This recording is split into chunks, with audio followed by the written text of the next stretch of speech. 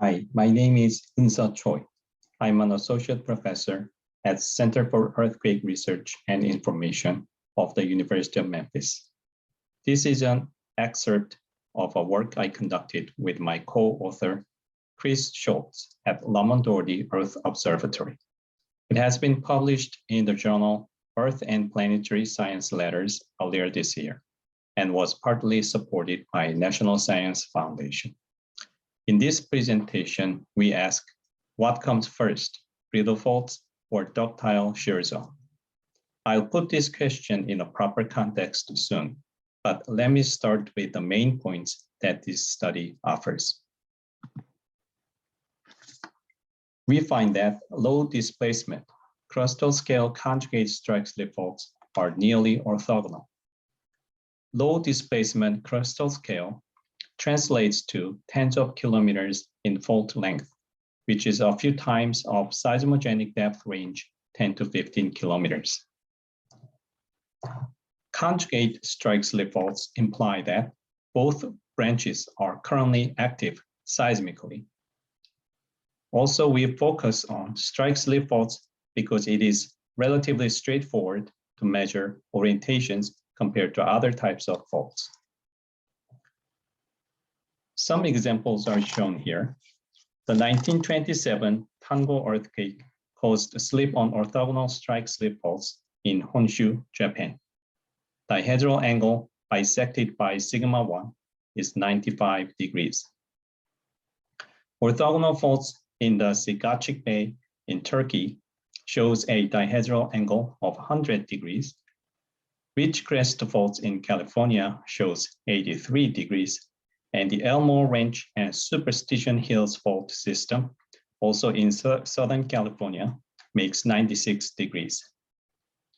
All of these faults are tens of kilometers long, implying small displacements on them.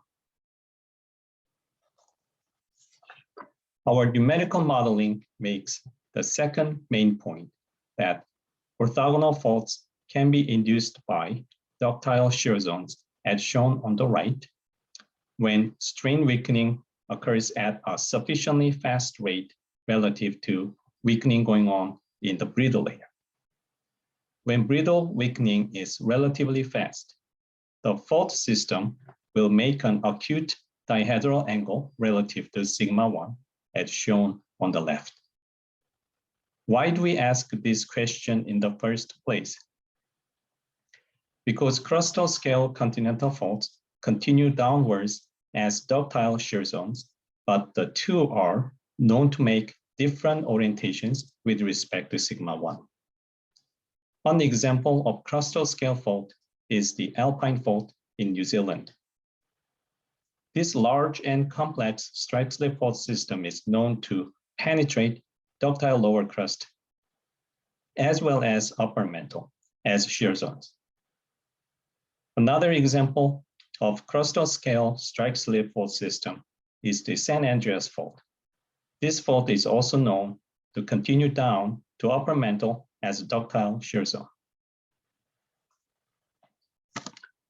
These observations invite the question how such crustal scale fault systems evolve. More specifically, do brittle faults induce shear zones in the ductile layer below? Or ductile shear zones form first, inducing faults in the overlying brittle layer. Fault orientations can tell. When brittle faulting is dominant, the dihedral angle would be the Coulomb angle, which is 50 to 60 degrees for typical rocks friction coefficients. When ductile shear localization is dominant, the dihedral angle would be the von Mises angles, which is 90 degrees. Subcrustal faults obey Anderson's theory of faulting, making acute dihedral angles with respect to sigma 1. Let's look at some examples from UK. These fault maps have a scale of a few meters to 100 meters, and dihedral angles are tightly distributed around 60 degrees with respect to sigma 1. Crustal scale faults with large displacements do not allow us to measure dihedral angles reliably. By large displacements, we mean faults like East and North Anatolian faults. They are hundreds of kilometers long, and current dihedral angles are much greater than the Coulomb or von Mises angles, indicating a huge amount of rotation since their formation. The angle with respect to sigma 1 is 116 degrees for the Anatolian fault system and 125 degrees for the San Andreas Gallup fault system. These major faults have much more complex and non-unique histories than simple rotation, and it is not feasible to estimate dihedral angles at the time of formation. The class of low displacement crustal scale conjugate strike slip faults is special because they do not follow the Anderson's theory of faulting while having a relatively short and simple history. Let's look at these fault sets in Honshu, Japan. Strike slip ruptures were created when earthquakes of magnitude 6 and 7 occurred in this area. Parasitic eruptions associated with the volcanoes in this region form a linear trend which must coincide with the local sigma 1 direction. With respect to the inferred sigma 1 direction, the strike slip ruptures make an angle of 82 degrees, which is unambiguously greater than the Coulomb angle. The seismicity in Ridgecrest area at the intersection of the Gallup fault and East California shear zone indicate another nearly orthogonal conjugate strike slip faults. One more example of low displacement conjugate strike slip faults is at Sigachik Bay in Western Turkey. Several main shocks and aftershocks delineate a conjugate strike slip fault system, and the dihedral angle with respect to sigma 1 is about 100 degrees. In fact, some of the low displacement crustal scale faults do exhibit slightly obtuse angles, but they are all well explained by bookshelf faulting. Bookshelf faulting applies when a series of parallel faults are free to rotate kinematically as blocks. The expression on the left, based on the simple geometry, relates displacement on the fault due to rotation, block width, initial angle, and the angle of rotation.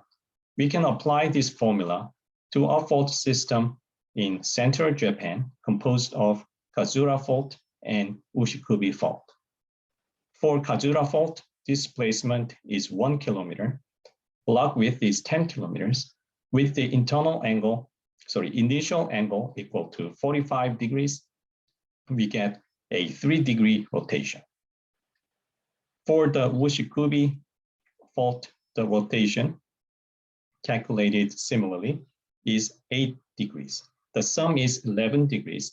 So if they formed orthogonal, this bookshelf model provides an excellent explanation for the current dihedral angle that is 101 degrees.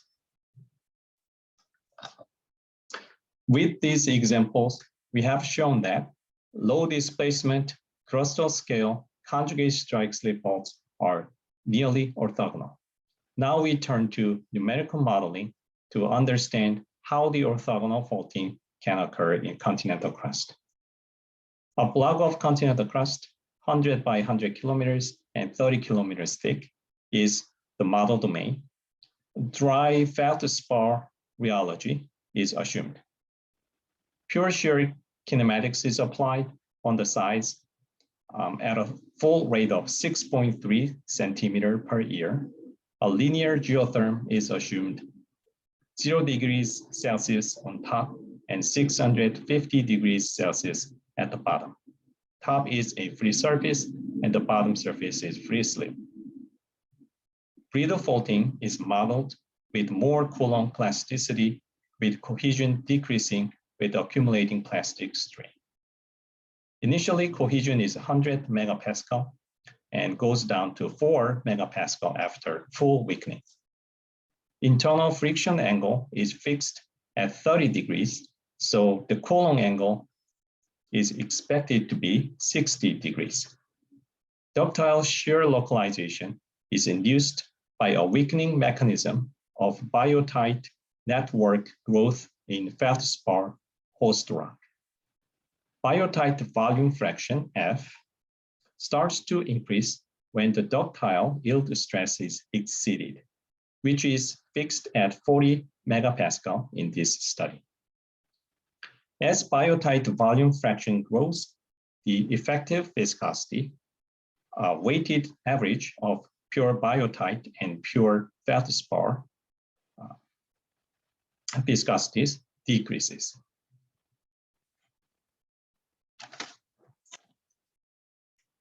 The plot on the right shows that when shear bands are established in both brittle and ductile parts of the domain, the overall strength is much lower in the shear bands than the bulk strength of pure feldspar.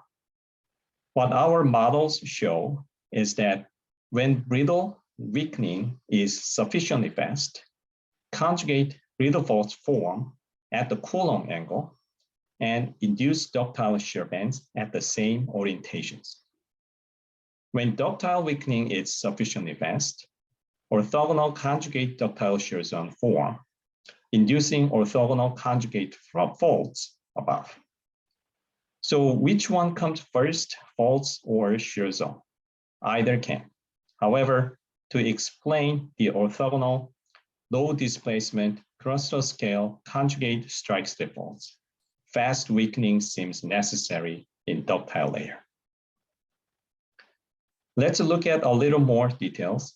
For a fixed brittle weakening rate, 2 gigapascal per strain, or 20 megapascal per 1% of plastic strain, dihedral angles are plotted as a function of ductile weakening rate. When ductile weakening is slow, dihedral angles are closer to the Coulomb angle. For faster ductile weakening, dihedral angles approach the von Mises angle. Now, what happens when brittle layer weakens more slowly? For the same ductile weakening rates, slower brittle weakening, red symbols, tend to show greater dihedral angles. So the range of ductile weakening rates allowing nearly orthogonal faults is greater. When brittle weakening is really fast, the purple symbols, the Coulomb angle is seen for most of the tested ductile weakening rates. It makes sense because brittle faults establish themselves at the Coulomb angle and impose the same geometry on the ductile shear zones below. In summary, we have shown that low displacement crustal scale conjugate strike slip faults are orthogonal, and probably they are induced by ductile shear zone from below. Anderson's theory of faulting does work, but probably at subcrustal scales only. For further details, please refer to our paper. Thanks for watching this video.